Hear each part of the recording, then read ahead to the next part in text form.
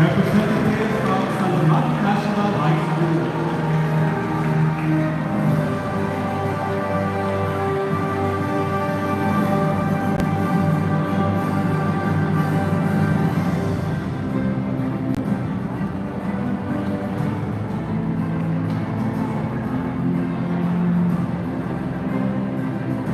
Ang totoo nangawas na recognition ng to.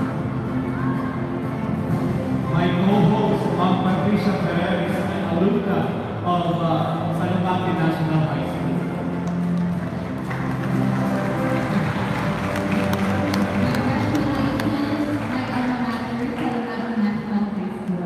And another plaque of recognition is presented to St. Andrew Catholic School.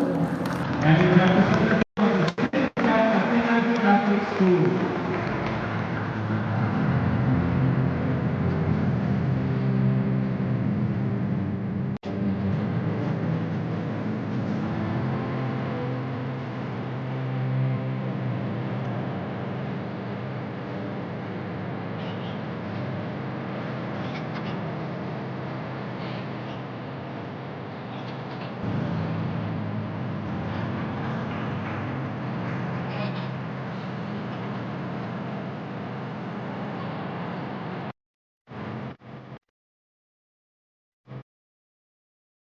Ate Shirley, ate trate ka na?